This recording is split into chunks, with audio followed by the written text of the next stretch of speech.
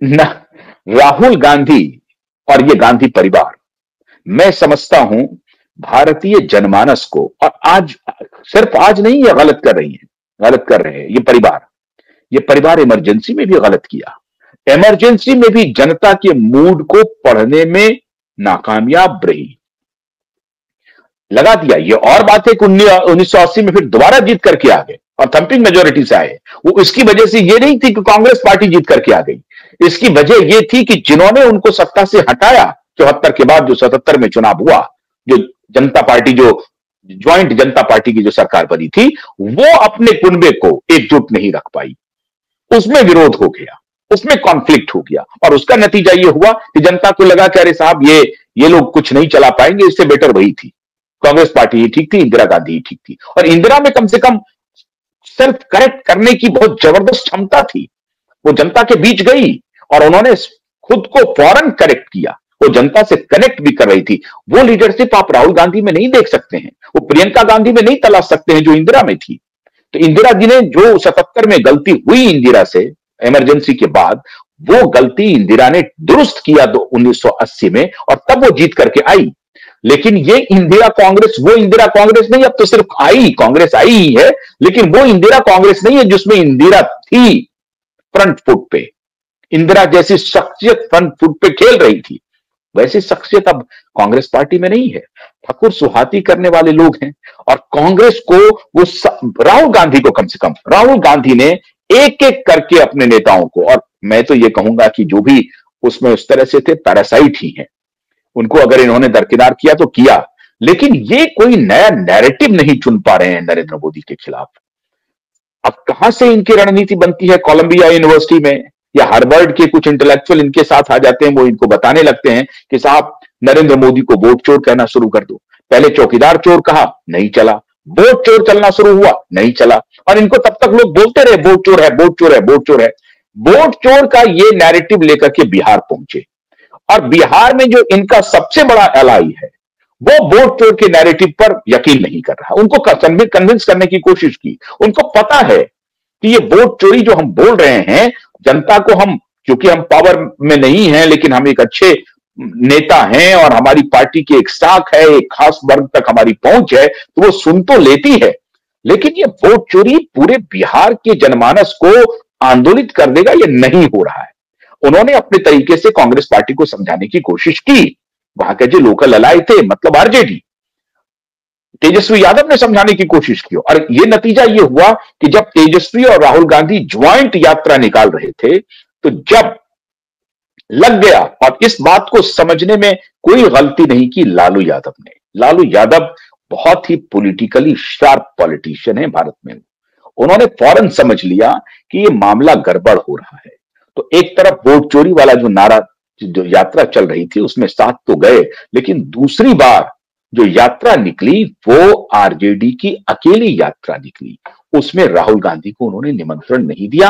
और ये जो संदेश था, ये लालू यादव का संदेश था तेजस्वी के लिए कि आप सेपरेट एक यात्रा निकालिए, अधिकार यात्रा या परिवर्तन यात्रा, संवर्धन यात्रा, जो मर्जी कह लीजिए, ऐसी कुछ यात्रा निकालिए, जनता से कनेक्ट कीजिए और जनता के बीच जाइए। और खास तौर से उन्होंने उन इलाकों को चुना जिन इलाकों में आरजेडी का प्रभुत्व है, ताकि कम से कम वो कुनबा इंटैक्ट हो। मतलब 143 सीट जो लेकर के लड़ने का प्लान बनाया आरजेडी ने, कम से कम उस 143 सीट को कवर करने की कोशिश की तेजस्वी ने।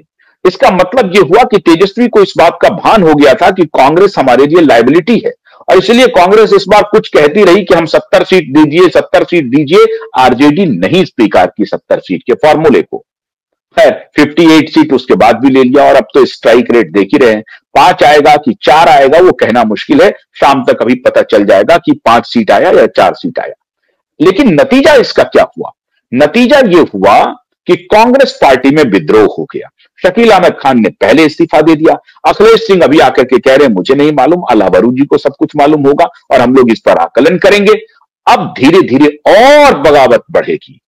क्यों? क्योंकि कांग्रेस पार्टी को पावर ब्रोकर ने जकड़ लिया है दिल्ली में, और उसमें बहुत सारे नाम हैं, मैं उस नाम का जिक्र नहीं करना। अभी अभी एक सज्जन ने करना शुरू कर दिया, बयान देना शुरू कर दिया कि चीफ इलेक्शन कमिश्नर बनाम कांग्रेस पार्टी है, चीफ इलेक्शन कमिश्नर बनाम तेजस्वी है। अब ये देखिए, अब इस तरह का अनर्गल प्रलाप कांग्रेस पार्टी के, इसका मतलब है कि जो कोई भी इस तरह का अनर्गल प्रलाप कर रहे हैं, इसका मतलब है कि वो कांग्रेस का हितैषी नहीं है, बल्कि भारतीय जनता पार्टी का हितैषी है।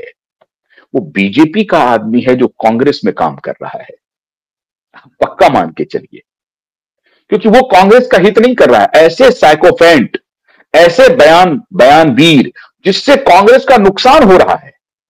तो अगर कांग्रेस का नुकसान हो रहा है तो फायदा किसको हो रहा है? फायदा भारतीय जनता पार्टी को हो रहा है राष्ट्रीय स्तर पे। तो ऐसे बयानवीर जो कह रहे हैं कि ज्ञानेश कुमार बनाम आरजेडी थी, ज्ञानेश कुमार बनाम कांग्रेस था, इसका मतलब है कि आज भी वो इलेक्शन कमीशन पर उसी तरीके से संदेह कर रहे हैं, जबकि ये पूरी तरह से साबित हो गया कि इलेक्शन कमीशन निष्पक्षता के साथ वोटिंग कर रही है, वोटिंग करवा रही है। और जिस तरह का भीड़ दिख रहा है वोटिंग में, और खासतौर से महिलाओं की भीड़ 10-10% का जंप है। प्रीवियस इलेक्शन से वोटिंग का जो परसेंटेज जो राइज किया है वो 10% का राइज है। ऐसी स्थिति में आप ये कहें कि वोट को रिग किया जा रहा है, वहां वोट की चोरी हो रही है और इलेक्शन कमीशन इसमें इन्वॉल्व है, तो आप संदेह पैदा कर रहे हैं इलेक्शन कमीशन पर नहीं, खुद के ऊपर संदेह पैदा कर रहे हैं। एक तीसरी थ्योरी यह आ रही है कि कांग्रेस पार्टी, अभी अखिलेश यादव ने कहा कि इलेक्शन कमीशन ने जो खेल एसआईआर के माध्यम से बिहार में किया वो पश्चिम बंगाल में होने नहीं देंगे, तमिलनाडु में होने नहीं देंगे। ये भी उसी पैटर्न पे चल रहे हैं। ये पीडीए वाले हैं, ये पिछड़ा दलित अकलियत का जो इनका पीडीए का नारा है, ये उत्तर प्रदेश में भी धूल चाटेंगे। लेकिन अभी भी इनको लग रहा है, जो लोकसभा में थोड़ी बहुत इनको अपेक्षित सफलता मिल गई वो किसी और कारण से मिली थी, जो आप देखिएगा विधानसभा में 2027 में इनको मुंह की खानी पड़ेगी अगर इन्होंने यही नैरेटिव चालू रखा। तो फिर ये दूसरे राहुल गांधी साबित होंगे और दूसरे तेजस्वी यादव साबित होंगे। लेकिन अभी बयानवीर बने हुए हैं। अखिलेश यादव ने फिर एक बयान दे दिया है कि नहीं, हम इस एसआईआर की जो बात भारतीय जनता पार्टी कर रही है, इलेक्शन कमीशन कर रही है, उसको हम बंगाल में नहीं चलने देंगे, उसको हम तमिलनाडु में नहीं चलने देंगे, दोनों जगह पर चुनाव है। बहुत सारे लोग कहना शुरू कर दिए हैं कि बिहार चुनाव के बाद भारतीय जनता पार्टी का मोरल है और अब उसका जो टेस्टिंग ग्राउंड है वो बंगाल है। और बंगाल में 3 टर्म का एंटी इनकम्बेंसी भी ममता बनर्जी के साथ है, वहां जबरदस्त एंटी इनकम्बेंसी ममता बनर्जी के साथ है। लेकिन ममता बनर्जी तेजस्वी यादव नहीं है, ममता बनर्जी अखिलेश यादव भी नहीं है।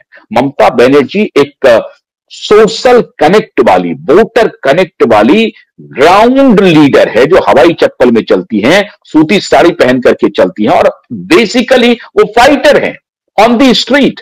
वो ऑलवेज, वो मुख्यमंत्री, अकेली देश की मुख्यमंत्री हैं जो ऐसा लगता है कि वो अपोजिशन की लीडर है, लीडर ऑफ अपोजिशन के रूप में काम करती रहती हैं। अपने ही सरकार के खिलाफ वो कभी धरने पर बैठ जाती हैं, कभी बलबा कर देती हैं, मतलब इस तरह का उनका आचरण रहा है।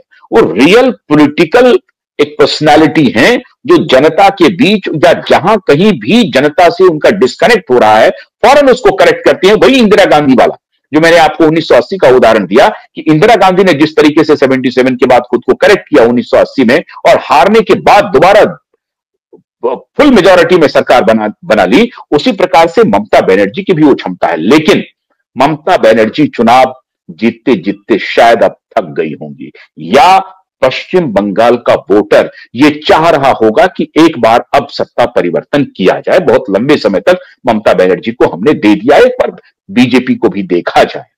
ऐसे टर्फ में जहां पर कि अभी भी लोग कह रहे थे कि जेडीयू का स्ट्राइक रेट अधिक होगा, बीजेपी का स्ट्राइक रेट कम होगा, ऐसा नहीं हुआ।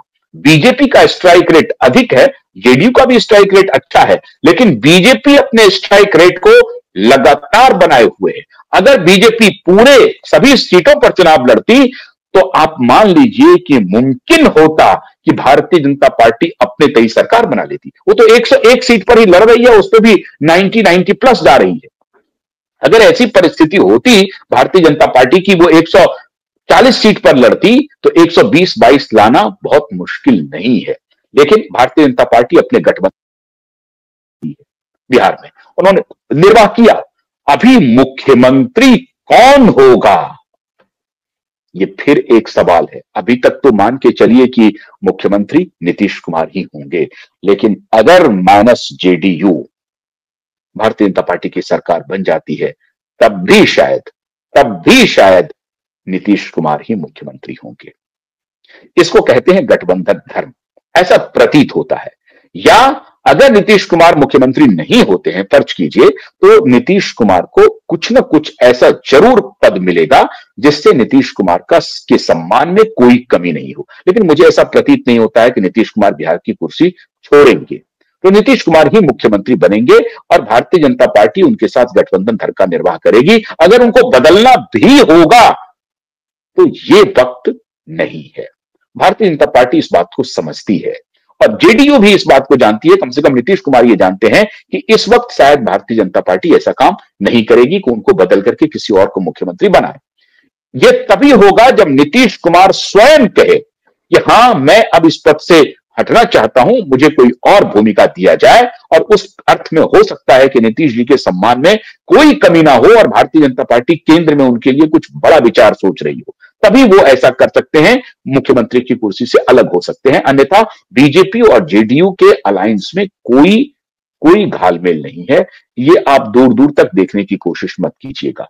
ये तभी संभव है जब स्वयं नीतीश कुमार सहमत हो जाएं कि हां, मैं ये कुर्सी छोड़ता हूं और मुझे आप ये इस जगह पर एकोमोडेट कीजिए, और उसको उस अकोमोडेशन से नीतीश कुमार खुद को कंफर्टेबल माने, तभी हो सकता है। नीतीश को नाराज करके भारतीय जनता पार्टी कोई रिस्क नहीं लेगी। ये तो मामूली एक पहले दूसरे तीसरे क्लास का जो पॉलिटिकल साइंस के विद्यार्थी हैं वो भी समझा देंगे आपको।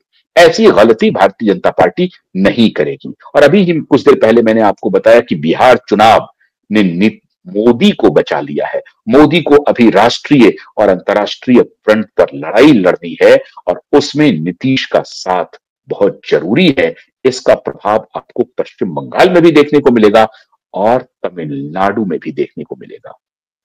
तो आप ये बात तो भूल जाइए कि नीतीश कुमार अभी, जैसे कि मैं देख रहा था कि एक इंटरव्यू में नित्यानंद राय गोलमोल कर रहे हैं। नित्यानंद के उनके मन की जो कुलाचे हैं वो भरनी शुरू हो गई हैं कि भाई हमारे लिए भी एक स्कोप हो सकता है, मुख्यमंत्री हो सकते हैं। तो वो उनको बधाई हो, वो सोच सकते हैं, उनको सोचना भी चाहिए। लेकिन नीतीश कुमार के मुद्दे पर भारतीय जनता पार्टी ऐसा कोई रिस्क अभी तत्काल तो लेती हुई दिखाई नहीं पड़ रही है। इतना लेकिन तय है कि कांग्रेस पार्टी में जो बगावत हुआ है वो बगावत और बढ़ेगा और बढ़ेगा, और कांग्रेस के लिए अब अस्तित्व का संकट हो गया है। पता नहीं उत्तर प्रदेश चुनाव में क्या होगा। बंगाल में कहीं सीन में नहीं है, बंगाल तो पूरी तरह से खत्म है, वहां कुछ भी दिखाई नहीं पड़ रहा है। लास्ट चुनाव में भी वही स्थिति है, बंगाल में नहीं है, तमिलनाडु में नहीं है, उत्तर प्रदेश में भी नहीं है। कांग्रेस पार्टी को अब अपने अस्तित्व की लड़ाई लड़नी पड़ेगी। अस्तित्व बचाएं, बगावत बचाएं, क्या करेंगे अब ये कांग्रेस को तय करना पड़ेगा। बहुत बहुत शुक्रिया, नमस्कार।